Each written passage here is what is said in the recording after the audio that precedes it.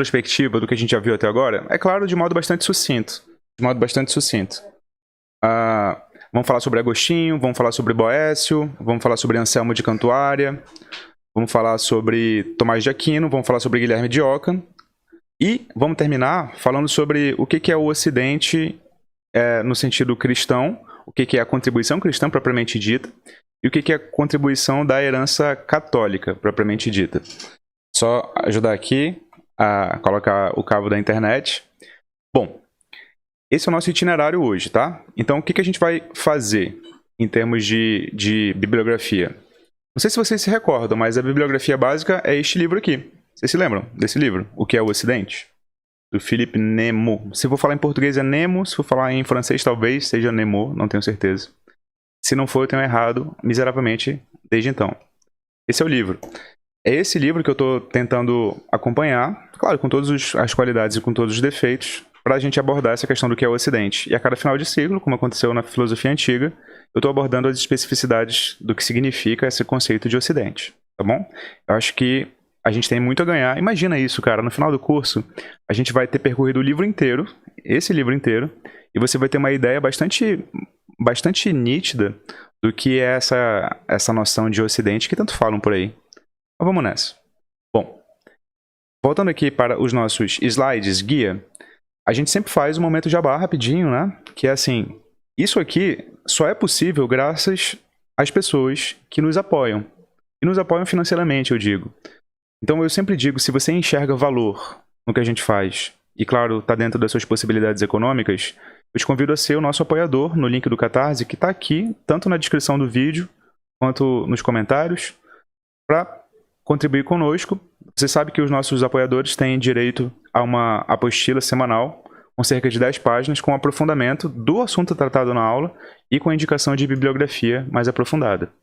Então, se você não tem condições econômicas, não se afobe não, porque há conteúdo para você também, mais ainda do que no YouTube. No nosso Instagram, por exemplo, a gente abre os nossos stories com caixinhas de perguntas todos os dias. E a gente vem tirando cada vez mais dúvidas de vocês, dúvidas essas que a gente tem se apaixonado cada vez mais. Então eu te convido a ir para o Instagram, porque lá os stories estão sempre abertos para você. Também tem no Instagram o nosso projeto com a professora Fabiana, de responder em lives a dúvidas que surgem nesta aula aqui. Sempre acontece aos sábados, às 5 da tarde. Amanhã é o fechamento desse nosso ciclo com a professora Fabiana. Já estou com saudades. Também tem o nosso Telegram, que é o nosso grupo onde a gente coloca dúvidas que não conseguimos responder nem nos stories, nem aqui no YouTube. Geralmente em áudio, mas também em texto de vez em quando. Se você quiser ter mais acesso ainda à filosofia, por favor, venha conosco. Tem uma pesquisa que a gente sempre roda sobre o que você acha que você gostaria de ver aqui no futuro, se você tem alguma reclamação. Isso aqui ajuda bastante a gente a ficar mais inteirado sobre quem é você, tá bom? É isso. Vamos à filosofia medieval, a cronologia primeiro. Vamos fazer uma revisão zona? Vamos nessa. Ó, essa tabelinha aqui, ela exprime mais ou menos, muito mais ou menos, o que é a filosofia medieval no início. Percebe uma coisa nessa tabela, só para você se inteirar. Ela começa ali em cima, dizendo que a Idade Antiga abarca a filosofia patrística. Nota, não sei se você se lembra, mas eu te falei o seguinte. O Agostinho não é propriamente um medieval. Ele está situado na filosofia antiga. O que acontece é que a filosofia antiga acaba no cristianismo. Entende? O cristianismo surge no final da filosofia antiga, surge no final do período helenístico, de modo que os cristãos estão convivendo com os helênicos. Os cristãos convivem com os helênicos.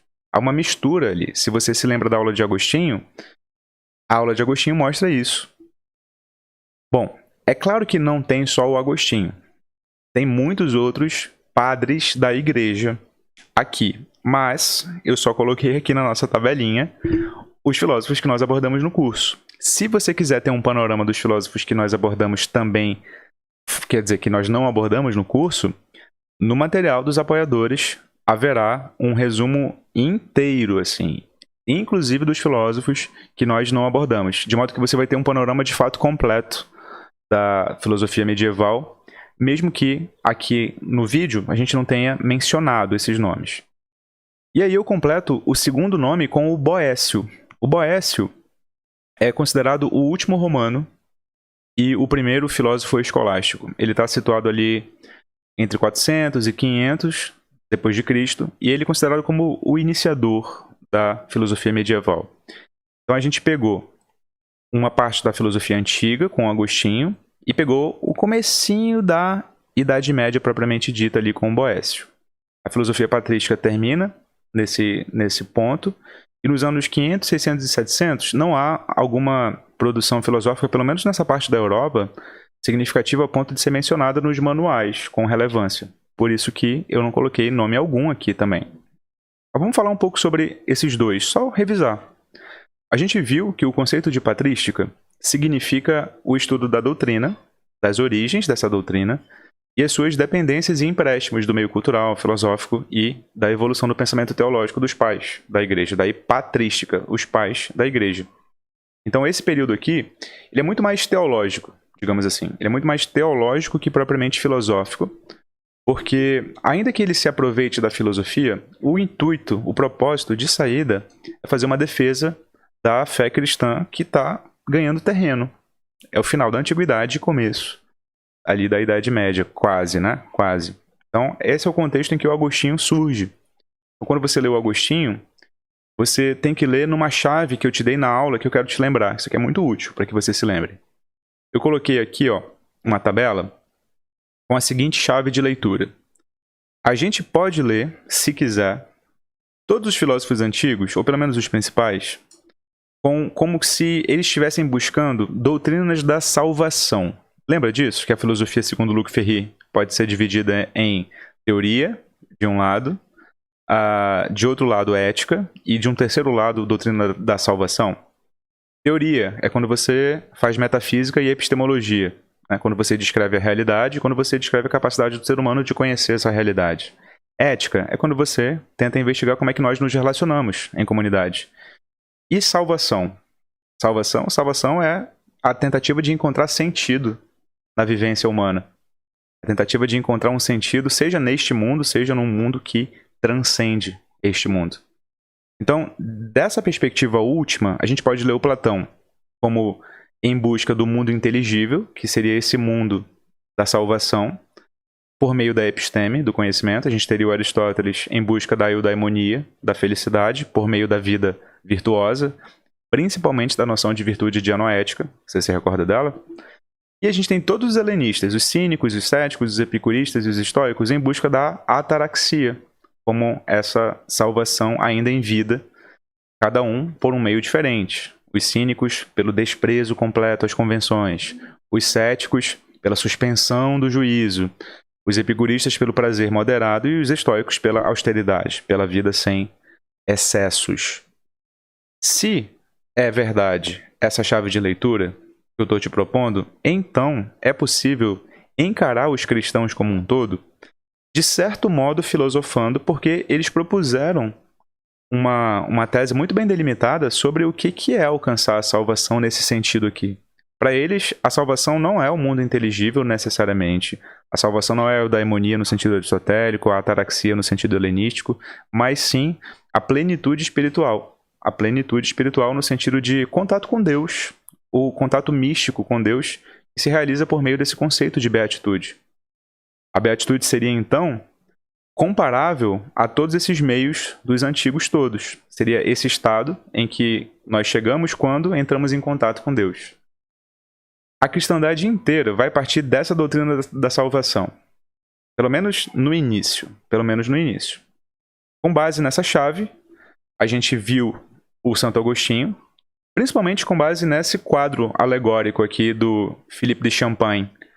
Esse quadro alegórico mostra como é a concepção da teoria da iluminação divina, que é a teoria que o Agostinho utiliza para explicar como é que é possível o conhecimento humano.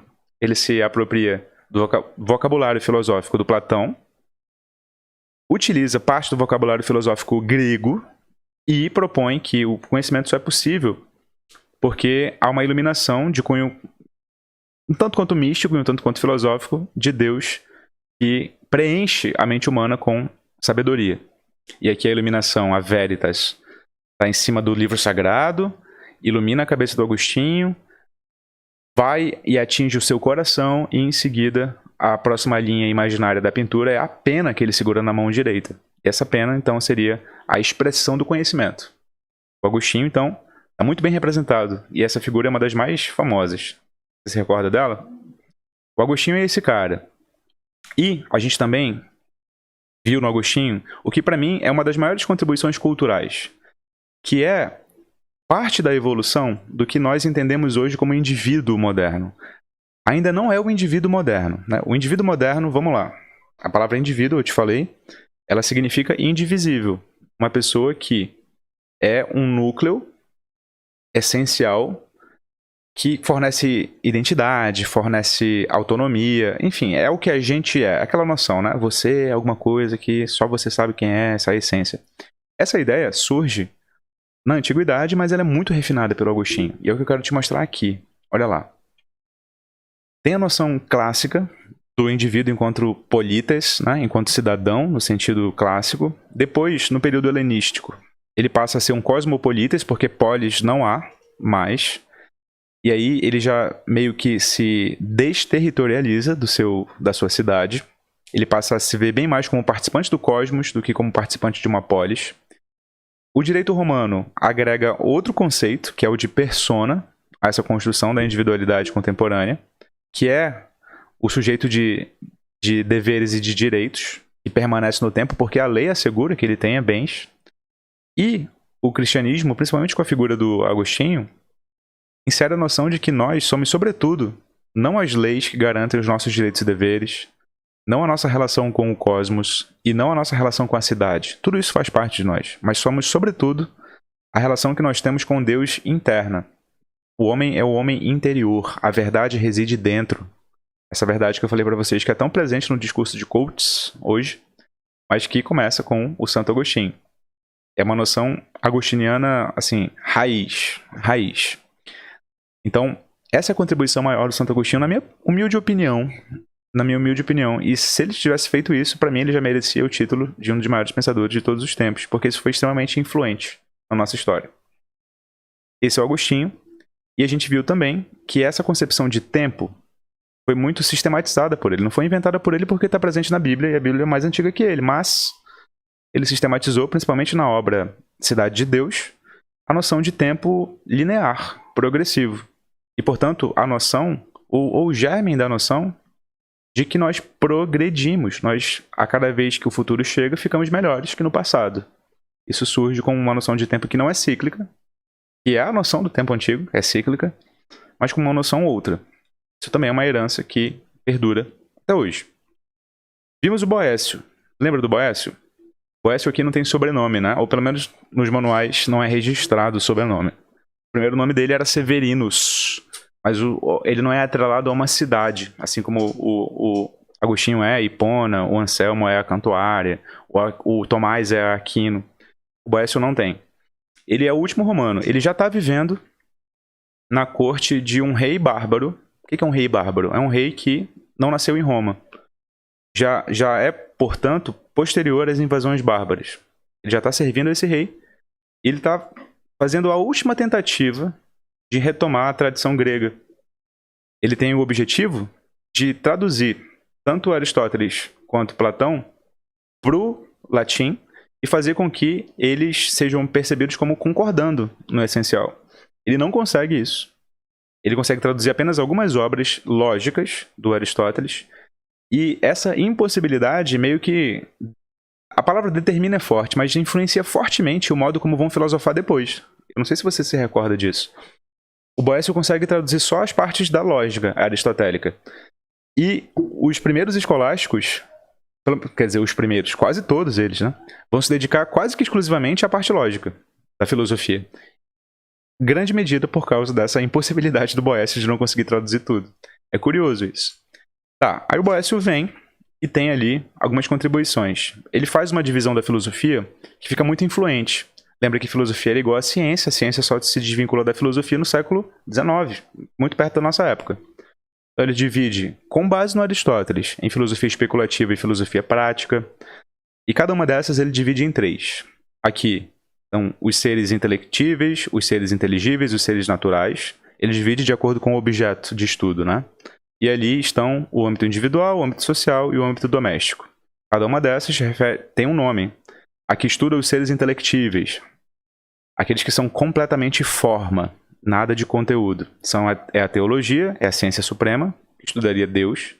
Aquela que estuda os seres inteligíveis, que são os seres que podem ser concebidos como separados da forma, mas na realidade eles só estão acoplados na forma. Tipo todos os seres que nós vimos, né? Cada ser desse é matéria e forma ao mesmo tempo. Mas se eu quiser, eu posso abstrair a forma e considerar ela sozinha. E os seres naturais, que ele chamou de física. Ali é a parte do governo de si, do governo da república e do governo da família. Essa é a divisão da ciência beociana, digamos assim, que influencia fortemente a Idade Média. A lógica também está presente, mas como um instrumento, assim como estava no Aristóteles, não como uma ciência que se ramifique desse tronco. Vimos também que ele sistematiza um campo de artes, que são chamadas de artes liberais, que nada mais é do que o currículo básico de alguém daquela época. Não é ele que inventa essa parada, é ele que sistematiza. Isso aqui, de certo modo, já é presente nos gregos, mas ele sistematiza, e muitos posteriormente também vão dar o seu pitaco aqui e ali, mas sempre se referindo ao Boécio. A gente chamou isso aqui de trivium e quadrivium, vocês lembram? O trivium visa a correta expressão do conhecimento. Ele ensina dialética, que para os medievais era a lógica, ele ensina gramática e retórica. Ou seja, dialética como pensar bem, gramática como escrever bem, e retórica como falar bem. E também ensinava o que eles chamavam de quadrivium, que era o conhecimento dos seres naturais. A aritmética e a geometria, e cada uma delas tinha uma ciência subordinada. A música subordinada à aritmética e a astronomia subordinada à geometria. Esse era o currículo básico de alguém que estudava na Idade Média. Tinha que saber essas 7 coisas. E essas são as 7 artes liberais, no sentido de aprendizados liberais.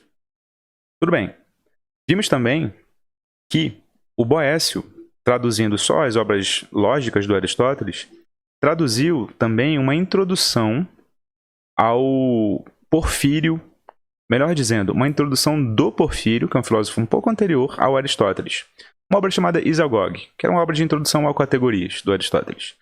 Essa tradução também foi extremamente influente na Idade Média, porque ela contém ali um problema que a gente ficou conhecendo como o problema dos universais. Você lembra disso?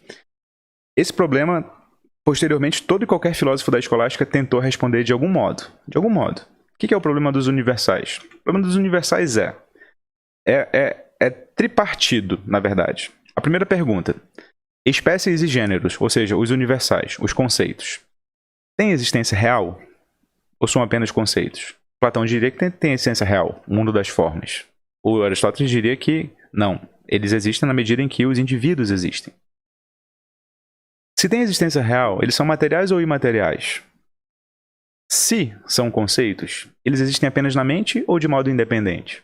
Esse é o problema dos universais. Cada um tem uma tese, as teses se dividem em realismo, quando diz que os universais existem sim, de modo independente, em nominalismo, quando diz que eles não existem coisa nenhuma, nada mais são do que nomes que nós atribuímos de modo convencional às coisas, que essas sim existem, e tem os conceitualistas, que dizem que eles existem, mas apenas enquanto conceitos da mente, enquanto abstrações das coisas individuais. Mas o problema começa quando o Boécio chama atenção para ele, na obra do Porfírio. O Porfírio levanta o problema, mas ele não responde. O Boécio vai lá e responde. E como as obras do Boécio são influentes, todos os medievais que vão ler, de algum modo, respondem a esse problema. Esse é o Boécio. E ele meio que é o último romano e o primeiro escolástico. Por quê? Porque ele ainda fala latim, porque ele tem um projeto de retorno dessa herança antiga, mas ele não consegue. E ao mesmo tempo, ele é meio que a pedra de toque de tudo aquilo que vem depois. Aqui já está a Idade Média propriamente dita, nessa tabela que eu estou mostrando para vocês. E olha só, A Idade Média propriamente dita se divide em escolástica, primeira, alta escolástica e escolástica posterior. Tem inúmeros filósofos / teólogos aqui. Você também se recorda disso, não é? E aqui, teólogo e filósofo é a mesma coisa. A gente viu o Anselmo de Cantuária na primeira escolástica. Na alta escolástica vimos o Tomás de Aquino. E na escolástica posterior vimos o Guilherme de Ockham. Tem muito mais filósofo, tá? Pra gente fazer um currículo extenso de filosofia medieval, nossa, demoraria mais do que o curso inteiro vai demorar. Demoraria muito mais. Vamos revisar cada um deles e qual é a importância de todos eles. Opa, aqui. Você se lembra que a escolástica se refere ao conjunto de métodos de investigação, discussão e ensino da universidade medieval, que é onde as universidades nasceram, ou seja, na Idade Média? É a forma que tradicionalmente chamamos escolástica, nada mais é do que a escola medieval, que nada mais é do que a universidade, na sua nascença, ou no seu nascedouro. Então, investigar a escolástica é investigar o modo como se estudava na Idade Média. Como? É conhecer os principais métodos, os gêneros textuais, os gêneros de discurso, os gêneros de debate, de investigação. E foi isso que a gente fez na aula de Tomás de Aquino. Se você quiser revisar completamente, está lá, essa aula. A gente viu as quaestio, as questões, as disputatio, as disputas. A gente viu várias. Mas a gente se deteve em uma quando viu o Tomás de Aquino. Antes de chegar lá, eu quero lembrar para você um conceito muito importante, o do Anselmo. Aqui, você se recorda que muito ateu ficou de queixo caído porque é um argumento que é bem persuasivo. Tem falhas, obviamente. Inclusive, eu acho que eu coloquei essas falhas no grupo do Telegram, exclusivo dos apoiadores. Mas se eu não coloquei, me cobrem. Vocês que estão me vendo agora. Se eu não coloquei as falhas, me cobrem. Eu coloco. Porque tem falhas sim, mas essas eu vou deixar só para os apoiadores, tá? Mas vou resumir para você como é que é aqui o argumento na base. Olha lá. O argumento é chamado de Ratio Anselmi. Vocês lembram? Vou colocar ele todo logo aqui. Ele parte de uma noção, de um conceito de Deus, para, desse conceito, concluir que Deus existe. Do conceito, eu concluo que Deus existe. Então, todo ateu concordaria que Deus é aquilo do qual nada maior pode ser pensado. Mesmo que não acredite. Concorda. Bom, o que é pensado existe ao menos dentro da mente. Aliás, todo ateu diz exatamente isso. Seu Deus existe apenas na sua cabeça. E crê. Existir fora é maior que existir dentro. Como assim existir fora é maior que existir dentro? Bom, aquilo que tem existência fora da mente de alguém tem mais graus de perfeição, é isso que quer dizer é maior, do que o que existe apenas dentro. O que existe apenas dentro, afinal, pode ser um delírio da mente de um maluco. Portanto, tem menos grau de perfeição. O que existe fora é mais perfeito do que o que existe apenas dentro. Se Deus existir apenas dentro da mente, então haverá algo maior. É aquilo do qual nada maior pode ser pensado. Concorda? Ué, se você já concordou que o conceito de Deus é aquilo do qual nada maior pode ser pensado, como é que você diz que ele existe só na mente? Se ele existe só na mente, ele não é o maior. Porque você acabou de concordar que o que existe fora é maior. É necessário que aquilo do qual nada maior pode ser pensado exista fora da mente. Ao contrário, do contrário, não seria o que é. Ou seja, aquilo do qual nada maior pode ser pensado. Portanto, Deus existe não só dentro, mas fora. Portanto, Deus existe. É mais ou menos esse o itinerário argumentativo que o Anselmo faz. Ele parte de um conceito e, examinando o conceito, chega à conclusão de que não há possibilidade desse conceito, e não qualquer conceito, esse conceito, não ter existência. Não ter existência. Tá, esse é um dos principais argumentos da Idade Média e até hoje. Ele foi extremamente complexificado por filósofos contemporâneos.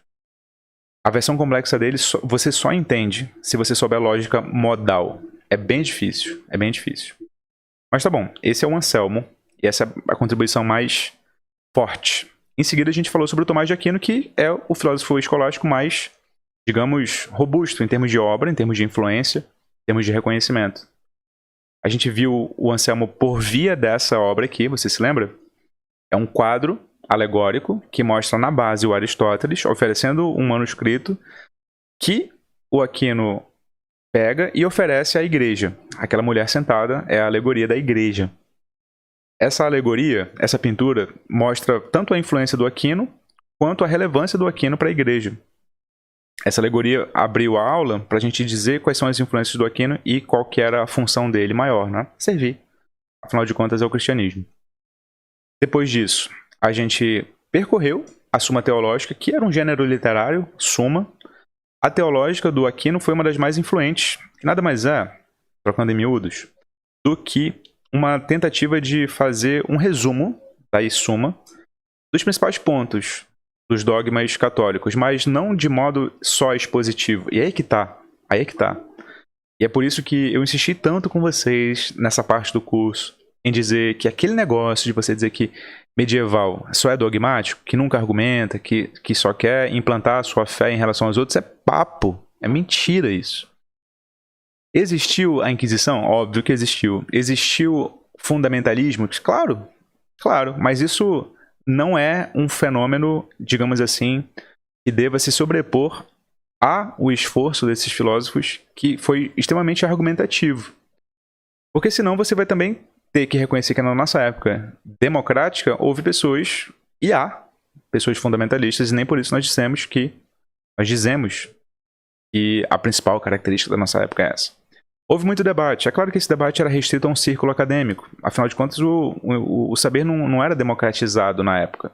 Era elitista. Dentro dessa elite, houve bastante debate, inclusive.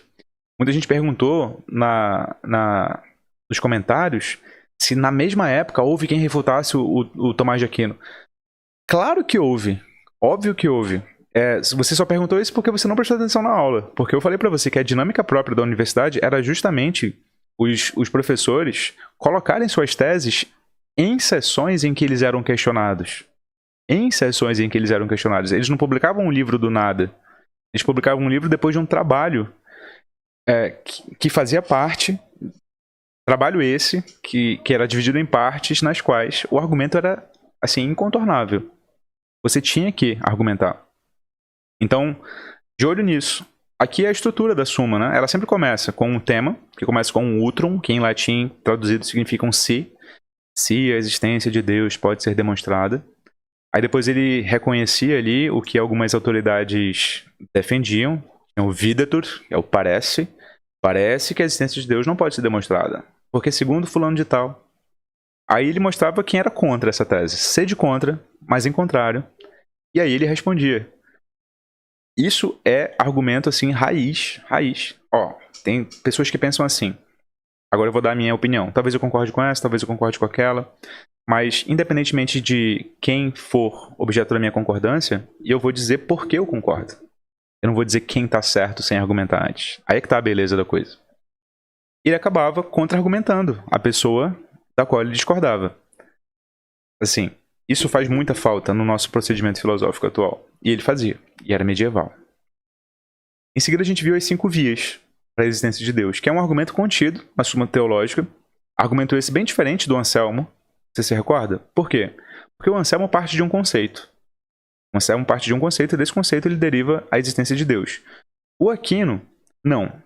Ele parte da observação do mundo, a observação empírica do mundo, e tenta fundamentá-la, essa observação empírica, com uma teoria que, segundo ele, leva à crença em Deus.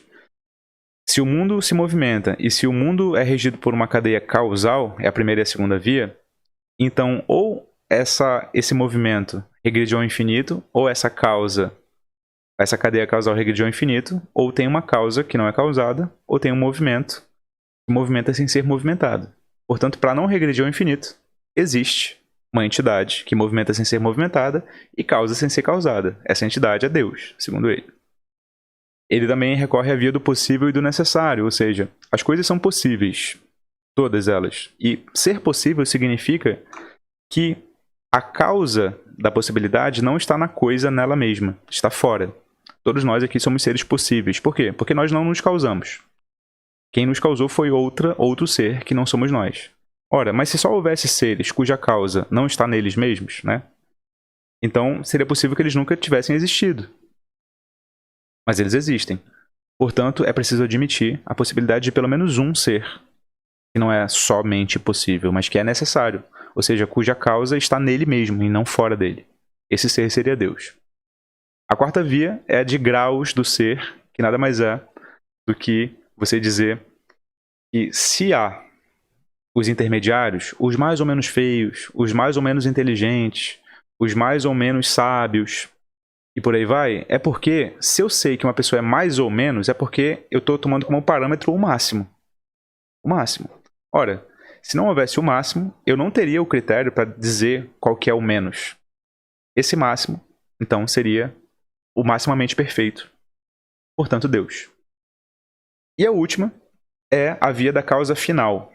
A via da causa final é um conceito aristotélico que diz que as coisas que existem se dirigem a uma finalidade.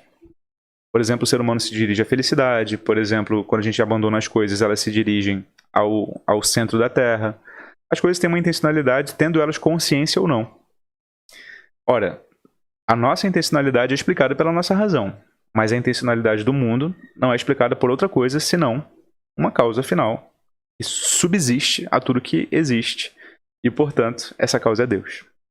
Essas vias, como vocês podem ver, todas elas partem da observação e tentam teorizar a observação, chegando a uma noção divina. É assim que o Tomás de Aquino prefere conduzir a Deus. Esse é o Tomás. Esse é o Tomás. Mas nós acabamos a Idade Média com esta figura iconoclástica. Se você não sabe o que é um iconoclasta, é alguém que não aceita a ideia de que nós adoremos imagens. Íconos é uma imagem. Então, o iconoclasta é um cara que destrói imagens. Por que o Ockham é um iconoclasta nesse sentido? Porque ele vai destruir algumas imagens que nós idolatrávamos. Nós passamos o curso inteiro idolatrando, né? O Tomás de Aquino, o Santo Agostinho, o Anselmo. Eu fiz questão de exaltá-los. Você sabe, se você me acompanha, que eu não sou religioso, que eu não acredito em Deus, que eu sequer sou batizado. Não sei se eu já tinha contado pra você. Não sou nada disso. Não é que eu me tornei ateu. É que eu sempre fui. É que eu não sei nem o que é ser religioso. Eu nunca fui religioso. Mas, enquanto professor, eu penso que é um dever de ofício meu, de verdade, apresentar as ideias e pensamentos dos filósofos da melhor forma possível. E eu tenho até um prazer de ser meio que o advogado do diabo, sabe? Quando tá todo mundo querendo meter pau no filósofo, aí que eu animo mesmo de defender ele. Então, eu fiz questão de defender todos esses caras. Mas, para seguir a mesma regra, quando veio o Ockham, eu também o defendi. Então, o que aconteceu com o Ockham? Quais foram os ídolos que ele derrubou?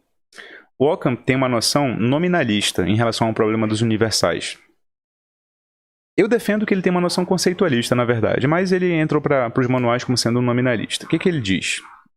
Que os universais, os conceitos, as espécies, os gêneros, o homem, o gato, esses conceitos mais gerais, eles não são existentes, eles não existem, como dizia o Platão. E como dizia o Aristóteles, de certo modo, né? Eles não existem fora da nossa concepção intelectual. A gente conhece as coisas via conceitos, mas os conceitos não têm existência fora do nosso modo de conhecer. Eles são simplesmente formas verbais por meio das quais a mente humana estabelece uma série de relações de exclusiva dimensão lógica. Lógico. É porque a gente pensa desse modo, de modo conceitual, que os conceitos existem. Mas não que eles tenham existência fora da mente humana. Tá. Ele também tem um conceito ótimo que vocês adoraram, o conceito da navalha de Ockham. Vocês lembram da navalha de Ockham? A navalha de Ockham diz o seguinte: não se devem multiplicar os entes se não for necessário. Vocês se lembram que eu falei, né? A navalha de Ockham não foi algo que ele disse exatamente, tá? Mas é algo que se depreende de algumas outras frases que ele aí sim disse. Sabe que tem vários conceitos de filósofos que se enquadram na mesma categoria, né? Só sei que nada sei, Sócrates nunca disse isso. Os fins justificam os meios, o Maquiavel nunca disse exatamente essa frase. Amor platônico, Platão não defendia esse amor. Enfim, a navalha de Ockham não foi dita exatamente pelo Ockham, mas captava o espírito dele. E aí, o principal preceito é: não se devem multiplicar os entes se não for necessário. Ou seja, se você quer teorizar sobre alguma coisa, quanto menos entidades a sua teoria supor, mais próxima ela está da verdade. Isso também era conhecido como o princípio da economia da razão, ou princípio da parcimônia. Ou seja, se você quer explicar alguma coisa, quanto menos entidades você supor que existem, melhor. Muita gente confundiu isso quando eu fui fazer a live com a Fabi, lá no sábado passado, com o fato de... Com o fato não, né? Com a ideia de Ockham defender uma espécie de simplismo, né? Uma espécie de aversão a qualquer complexidade. Não se trata disso. Não se trata disso. Não é uma aversão a qualquer complexidade. É uma aversão à criação de entidades. Tem muito mais a ver com ontologia do que com complexidade. Então, se você precisa, para explicar o funcionamento do universo, do cosmos, recorrer a 5 deuses que tenham dado origem ao cosmos, e tem uma teoria que dá conta da explicação recorrendo a um deus apenas, então, segundo a navalha de Ockham, é muito mais provável que a que recorre a um deus apenas seja verdadeira, e não a que recorre a 5. Se elas explicam igualmente, essa é a ressalva. Então, se você quer explicar um fato da realidade, e esse fato precisa de muitos conceitos para poder fazer sentido, e existe uma teoria alternativa que explica a mesma realidade com base em menos conceitos, então provavelmente, diria Navalha, a que tem menos conceitos é mais verdadeira. É isso que ela diz. Não é que ela é contra a complexidade, ela é contra a invenção de conceitos. É preciso fazer essa distinção. Então tá. Com base nisso, eu queria que você compreendesse, então, que, primeiro, a Idade Média é muito mais complexa do que você pensava. E a partir de agora, eu quero te falar um pouco sobre a herança grega. Grega não. A herança medieval no que diz respeito a quem somos nós ocidentais, segundo esta pessoa aqui, o Philippe Nemo, o que é o Ocidente. Deixa eu fazer uma ressalva. Eu quero dar um salve aqui pro meu amigo Pedro. O Pedro fez mestrado com a Evelyn e ele pesquisa o Levinas, que é um filósofo contemporâneo. O Levinas, ele tem uma noção bastante influenciada pelo judaísmo e pelo cristianismo, pela Bíblia, em suma. E o Philippe Nemo, lá pelas tantas, cita esse cara. Só que eu fui perguntar do Pedro se a citação era correta, se fazia sentido mesmo, se ele estava interpretando o Levinas de modo correto. E eu quero compartilhar uma coisa com vocês que não fazem filosofia, principalmente vocês. Talvez vocês não saibam dessas nuances, né? Toda vez que um livro se propõe a falar de um tema tão amplo como esse, de modo tão pequeno como isso aqui, se você não acha que isso aqui é pequeno, acostume-se. É pequeno isso aqui. Tem uma consequência. As coisas não saem impunes. Qual é a consequência? Adivinha qual que é a consequência? A consequência, meus amigos, é que o texto não vai sair aprofundado. Não vai sair aprofundado. Ele vai sair de modo, digamos assim, panorâmico. Eu gosto da palavra panorâmico.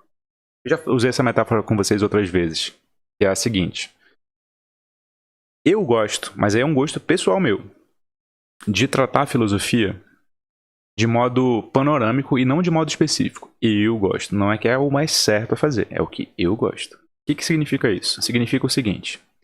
Significa que, em vez de me especializar no que o Platão disse no banquete, na linha tal, na página tal, existe essa especialização, eu gosto de olhar para a história humana e tentar identificar padrões gerais.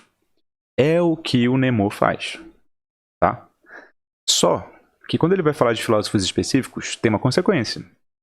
Ele utiliza o filósofo específico para dizer o que ele quer, o que ele, Felipe, quer, e não o que o filósofo quer, entende?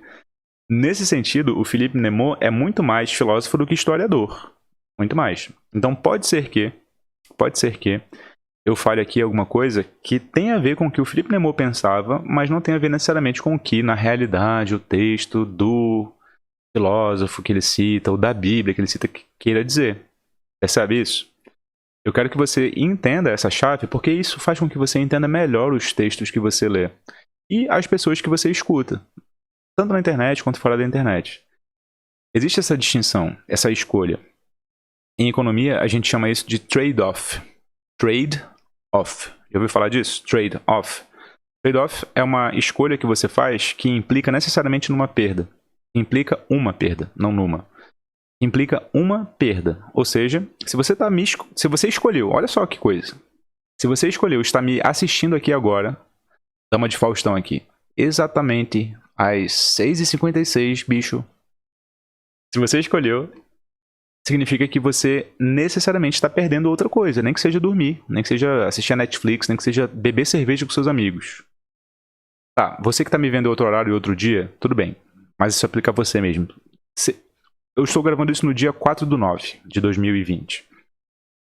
Você que está me vendo no futuro, você também escolheu não fazer uma coisa para estar aqui. Isso é um trade-off. É escolher uma coisa necessariamente perdendo outra.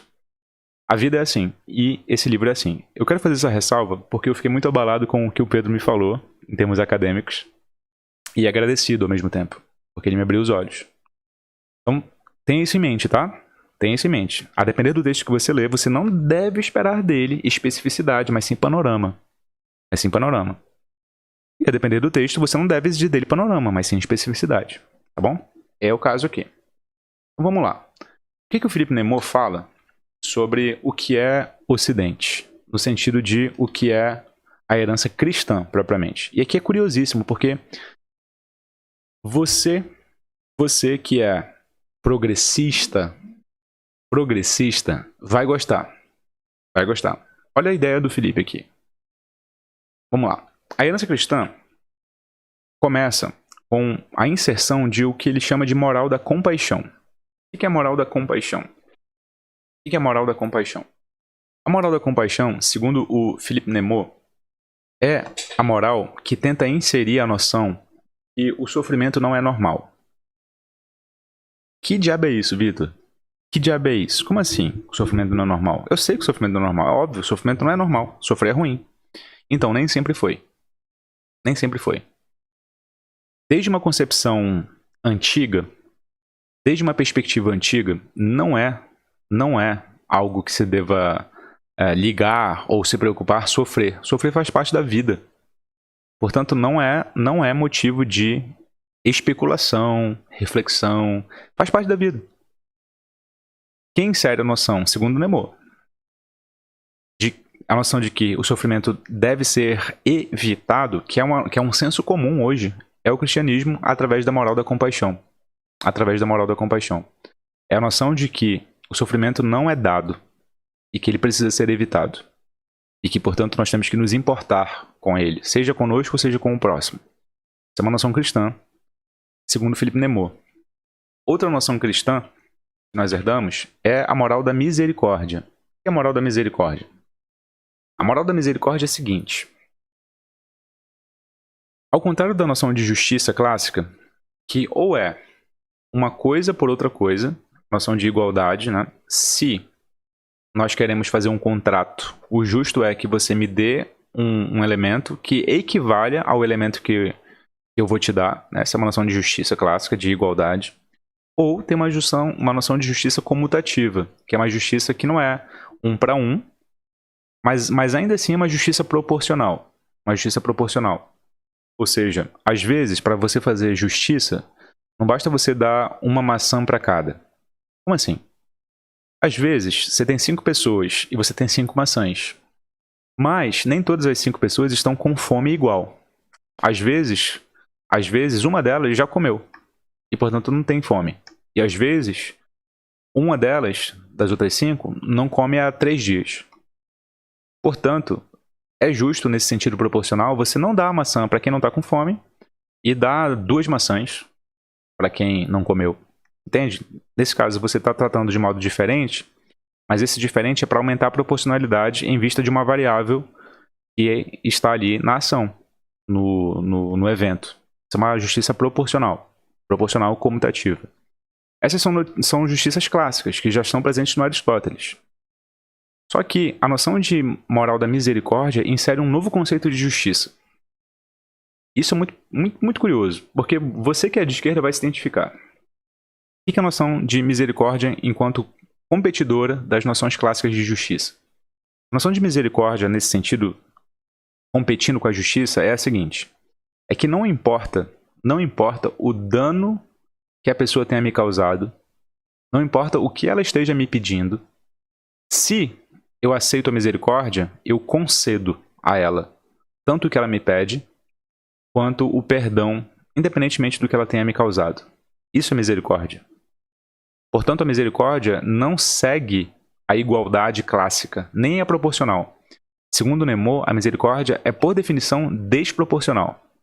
Porque ela não olha para conceder o que fez o outro. Ela simplesmente identifica que é um valor conceder o perdão, ou seja lá o que for, o que ele estiver pedindo, porque ele merece e porque é um valor cristão que você conceda.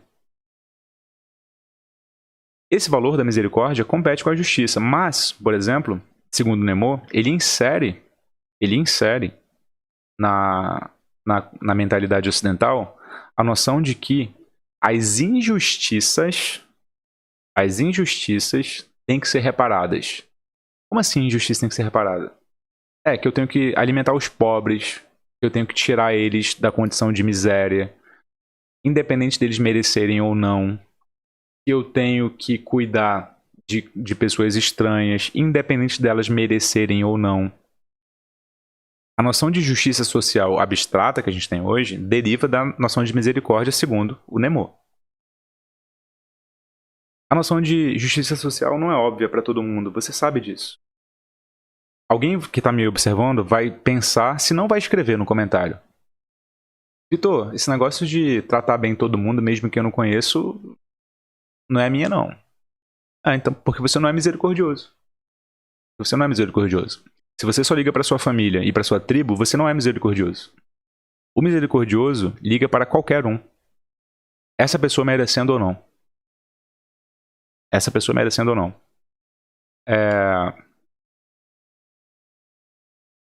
Sabe o bom samaritano? O bom samaritano, o cara que ajuda o outro. Todo mundo passa pelo cara que está acidentado. Todo mundo passa pelo cara que está acidentado. Ninguém ajuda. Só um ajuda. Esse que ajuda.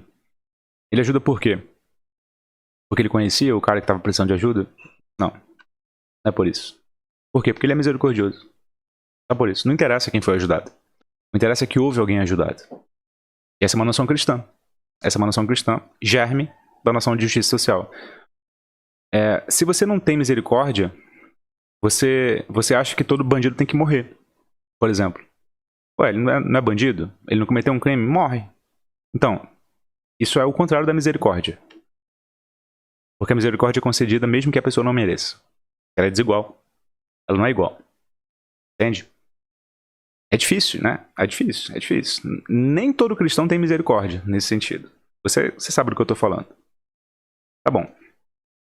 Essas noções, elas dão ensejo ao surgimento de duas ideias: milenarismo e messianismo. Milenarismo e messianismo.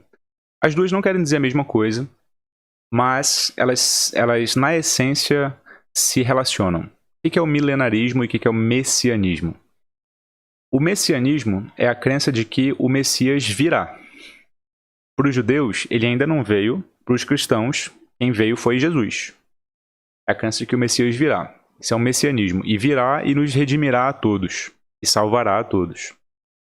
Portanto, o messianismo e o milenarismo têm a ideia de que alguém virá para nos salvar. A ideia de que alguém virá para nos salvar. E instaurar o reino da justiça, o reino em que as coisas serão melhores. E, portanto, fornece a ideia que não existia, em regra, no mundo antigo, de que é possível que as coisas melhorem e que situações ideais sejam instauradas. Você consegue compreender o que eu estou falando? A noção de que alguém virá nos salvar neste mundo ainda. Neste mundo. E não só quando morremos e formos herdar o reino dos céus. Neste mundo. Essa noção é inserida pelos judeus e cristãos. A noção de que alguém virá nos salvar e que, portanto, a salvação ainda é presente aqui nesse mundo. O que o Nemo faz é juntar essa noção com a outra noção, já dessa vez laica, secularizada, ou seja, não religiosa, de utopia. Olha só que interessante. A noção de utopia, que nasceu com esse cara aqui, o Thomas Morus, essa noção, segundo o Philippe Nemo, é uma noção tributária. Estão vendo aí? Ops, ficou meio esquisito agora, né? É uma noção tributária. Ficou melhor agora. Não ficou melhor agora. Diminuir aqui. Ficou. Agora ficou melhor. Não tá perfeito, mas tudo bem. Deixa eu ajeitar aqui. Pronto. É uma noção tributária da noção de que algo sobrenatural, quase sobrenatural, ou algo ideal, melhor dizendo, pode ser realizado neste mundo. Pode ser realizado neste mundo. Utopia é a noção de que, segundo Nemo, tá? Segundo Nemo, é a noção de que o Salvador pode vir nos redimir e que é possível que esse mundo seja muito melhor do que ele é. Só que é essa noção sem a ideia do Salvador, né? Sem a ideia do Salvador sobrenatural. Essa é a noção de utopia. E segundo Nemo, ela só é possível porque o cristianismo insere primeiro o milenarismo e o messianismo. Primeiro. Então, na medida em que você acredita que o mundo pode ser muito melhor do que ele é, isso significa que você é, sim, influenciado pelo cristianismo. Essa é a ideia do Nemo. Essa é a ideia do Nemo. Então, ele continua. Ele fala assim. Essa é uma citação dele, olha lá. Essa tentativa, ilustrada inicialmente pela utopia de Thomas More, encontra-se em quase todos os grandes ideários políticos da Europa. Na era moderna e contemporânea, tendo sido secularizada, serve de fundamento. Secularizada é tirada do âmbito estritamente religioso. Serve de fundamento à fé no progresso e na possibilidade de construir pela ciência e pelo desenvolvimento econômico um mundo mais suportável. Um mundo mais suportável. Se você se identifica com essa premissa de que é possível construir um mundo melhor, segundo Philippe Nemo, você é, sim, cristão, de certo modo.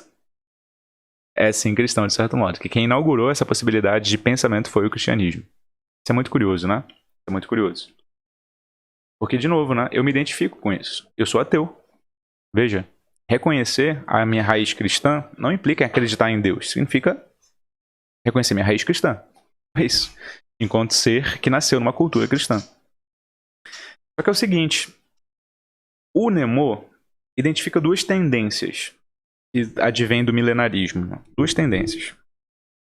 E que passam pela utopia. Uma tendência mais pacífica, politicamente falando, e uma tendência mais violenta, politicamente falando, em termos de ideologia política. E eu não consegui encontrar imagem melhor para ilustrar essas duas tendências, uma pacífica e uma violenta, que este quadro do Eugène Delacroix, A Liberdade Guiando o Povo. A Liberdade Guiando o Povo. Eu quero que você observe ele na íntegra. Olha só, na íntegra. Aqui, ele geralmente é utilizado para ilustrar as democracias liberais, ou o início das democracias liberais, né? Das revoltas que deram início ao que hoje nós conhecemos como democracias contemporâneas. A parte mais, digamos assim, pacífica do nosso ideário de tentativa de implantar um mundo melhor, certo? Quase. Porque se você pegar o quadro na íntegra, você vai ver que a parte de baixo dele, você já percebeu, é extremamente violenta. Você tinha percebido isso? Mas é outro viés da mesma faceta, segundo Philippe Nemo, desse ímpeto por tornar o mundo melhor. Você pode tornar o mundo melhor via revoluções, e se você entende o conceito mesmo de revolução, você entende que a violência é intrínseca a qualquer revolução, porque ela obrigatoriamente elimina opositores. Não existe revolução sem uma mudança brusca e, portanto, perdas de vidas, inclusive. E aqui, aos pés da liberdade, olha a que custo ela se levanta.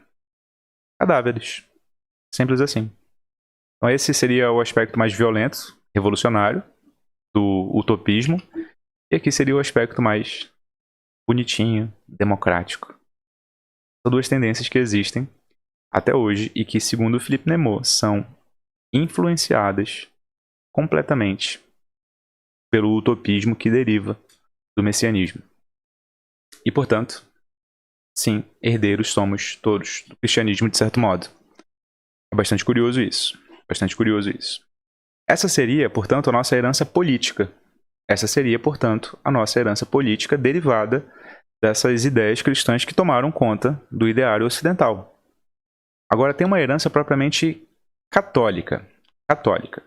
ou seja, a Igreja Católica, lá pelas tantas, no início da Idade Média, não no início da Idade Média, mas ali por volta do ano 1000, empreendeu uma revolução aos moldes católicos. Nós conhecemos por dois nomes. Um, Revolução Gregoriana, e o outro, Revolução Papal, simplesmente. Porque entende-se que o Papa Gregório VII iniciou, mas ela foi conduzida por muitos outros papas e muitos outros clérigos e muitos outros sacerdotes, não só por ele. Por isso que é uma revolução papal, da cristandade inteira. O que ela fez, essa revolução? E aqui eu te chamo para o slide. Essa revolução, por volta do ano 1000, decidiu que a igreja teria a plenitude do poder. Tanto para decidir quem que era bispo, padre, quanto para decidir quem era rei. Pô, mas nem sempre foi assim na Idade Média, não? Não. Tinha um conceito chamado cesaropapismo. O que é o cesaropapismo? Trocando em miúdos, os historiadores que me perdoem, trocando em miúdos, era a possibilidade de os reis e imperadores escolherem não só os padres, mas também os bispos, mas também os clérigos locais. Portanto, havia uma relação intrínseca entre Estado e Igreja e mandava mais o Estado que a Igreja. Isso resultou, lá pelas tantas, em corrupções. Venda de relíquias em troca de lugar no céu, promiscuidade sexual, enfim, corrupções. E, por volta do ano 1000, surgiu uma reação da própria Igreja Católica contra esse estado de coisas, vindo por imposição. O Papa seria o único que poderia nomear os bispos. É dessa época, bispos e padres, é dessa época que surge a doutrina do celibatário, ou seja, que os padres e clérigos em geral não podem casar, nem fazer relações sexuais, manter relações sexuais. E surge aqui a doutrina da infalibilidade papal, né? Tudo que o Papa diz não pode ser contestado, tem que ser tomado como verdadeiro. É assim que começa. É assim que começa a Revolução Papal. Mas as consequências que o Philippe Nemo enumera, que se fazem sentir ainda hoje, assim. E é sobre elas que eu quero falar. Porque falar sobre elas, segundo Nemo, é falar sobre a própria possibilidade da gente hoje estudar direito e estudar filosofia. O Philippe Nemo, não sei se você já percebeu, ele defende fortemente o cristianismo. Defende fortemente o cristianismo. E para ele, assim, a gente só estuda direito romano e filosofia grega por causa dos cristãos. E por causa dessa reforma que começa aqui. Essa tentativa de reimplantar o poder da igreja. Ele fala assim, quando essa reforma começou, preste atenção nisso, que isso é interessante. Quando essa reforma começou, o que reinava na igreja até então era uma noção agostiniana, olha só, agostiniana, derivada do Agostinho, portanto, que a ação humana na Terra, nesse mundo, pouco valia. Pouco valia. Essa reforma vem para mudar com essa concepção. Mas olha o que o Nemo fala da noção agostiniana. Ele fala assim, segundo Agostinho, né, segundo essa teologia agostiniana, pré-revolução papal, é verdade que pela graça Deus pode salvar o homem. No entanto, ninguém sabe quem será salvo e quem não será.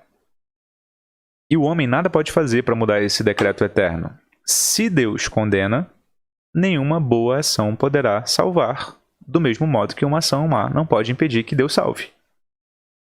A ação humana não tem nenhum valor, segundo essa teologia agostiniana e interpretada por este cara aqui. Segundo ele, isso aqui gerou uma mentalidade na Idade Média inicial de clausura, de misticismo, de irracionalidade. Segundo ele, tá? Segundo ele. De fazer com que a igreja não tomasse a iniciativa de implantar o reino dos céus aqui. Só que isso tudo muda. Isso tudo muda com o Anselmo.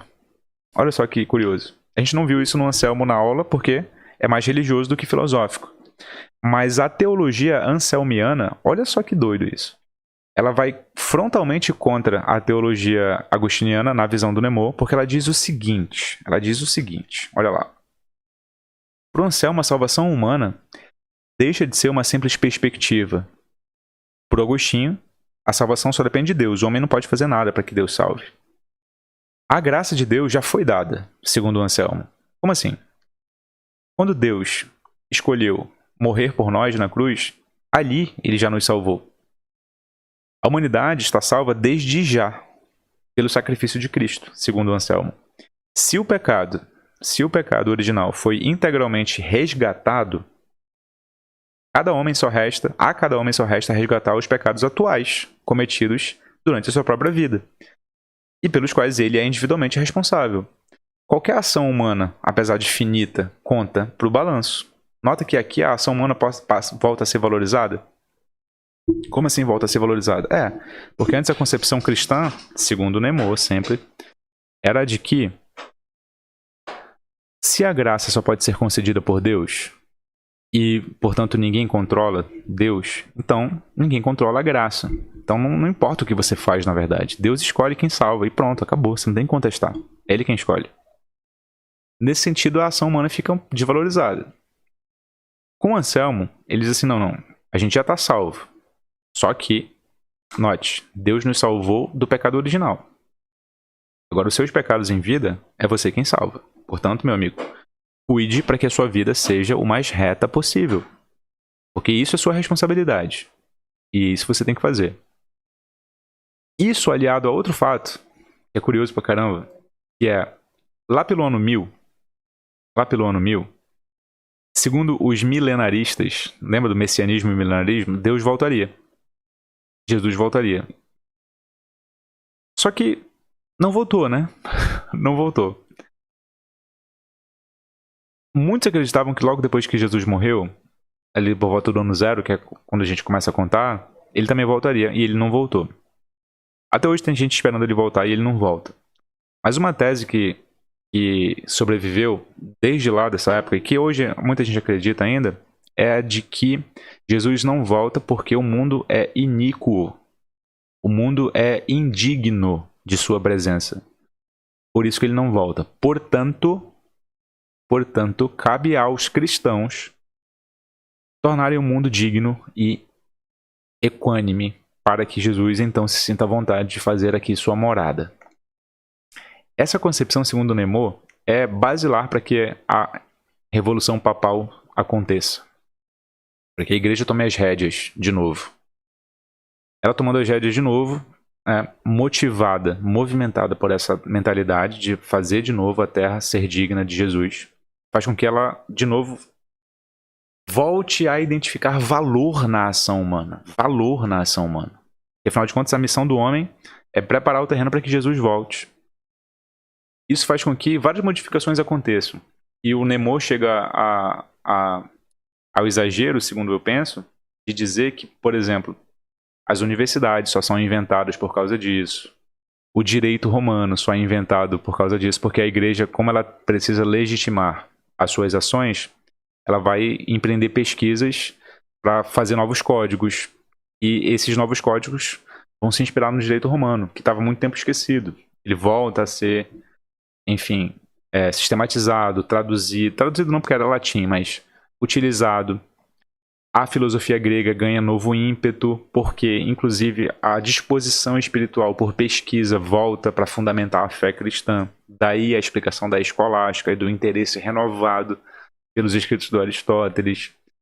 Daí a fundação das universidades, porque se eu preciso estudar o direito romano, eu preciso criar a faculdade de direito, e de fato a primeira faculdade que é fundada é a faculdade de direito, que é a Universidade de Bolonha, né? Lá na Universidade de Bolonha.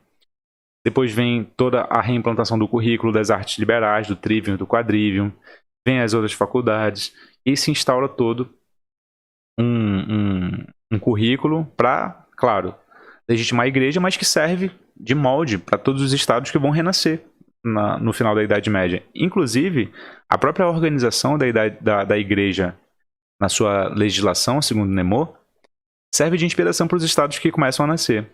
E, portanto, para o Nemo, a igreja é a grande responsável, no fundo, pelo renascimento que houve depois da modernidade, entende? É porque tudo aconteceu nessa revolução papal que a gente tem a herança que tem, tanto dos antigos quanto dos romanos, dos antigos gregos quanto dos antigos romanos. Aí ele fala lá pelas tantas o seguinte, olha essa citação aqui. Se no mundo ocidental havia de um aperfeiçoamento pacífico e progressivo da sociedade pela ciência e pelo direito, tendeu a prevalecer sobre a via milenarista violenta, que considera apenas a vingança e a destruição, os ocidentais o devem à escolha inspirada pelos homens da Revolução Papal, de recolher a integralidade da herança da razão, de razão e equilíbrio da antiguidade greco-romana. Então o Nemo faz um exagerinho? Talvez faça. Eu acho que ele faz, sinceramente. Eu acho que ele faz. Mas o fato é que depois da Revolução Papal, as coisas começaram a acontecer. Em termos de conhecimento, em termos de resgate da cultura antiga. E não haveria renascimento nem modernidade sem esse resgate. Sem esse resgate. Ele faz isso ser tributário da Revolução Papal e mais. Sabe as imagens de Cristo que você vê nas igrejas como sofredor? Lembra que na aula de Santo Agostinho eu falei que na época do Santo Agostinho não era assim? As imagens de Cristo não eram predominantemente essas, de sofrimento? Segundo Nemo, depois da Revolução Papal, é que começou esse negócio de retratar Cristo sofrendo. Qual que era o intuito? Vocês conseguem imaginar? O intuito era, ao retratar Cristo como alguém humano que sofre, que passa pelos padecimentos que nós passamos, o intuito era incentivar seres humanos normais a empreenderem uma vida santa. Ora, se eu retrato Jesus como inalcançável, eu desincentivo as pessoas a seguirem o exemplo de Jesus. Ao passo que se eu o retrato como um ser humano que sofre, eu incentivo as pessoas a se identificarem com ele e, portanto, a seguirem o seu exemplo. É daí que deriva a noção de que eu preciso mostrar sim o sofrimento de Deus. É para as pessoas perceberem que ele sim se tornou homem e que é sim possível seguir o seu caminho. Curioso isso. Surge aqui, segundo Philippe Nemo, nessa época. De modos que aqui fechamos o nosso ciclo. Damos Agostinho e Boécio na patrística inicial.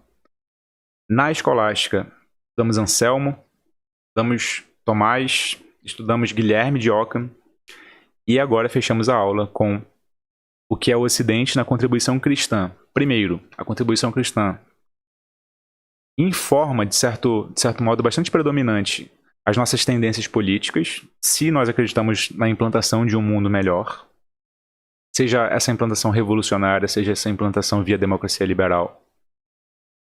E a Igreja Católica, ao contrário do que a gente poderia pensar, segundo Nemo, já inicia o movimento de retomada da ciência e do direito, sem o qual a modernidade seria impensável.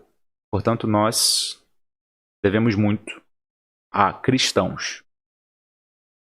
É isso, pessoas. Espero que este ciclo de filosofia medieval tenha sido para vocês proveitosíssimo.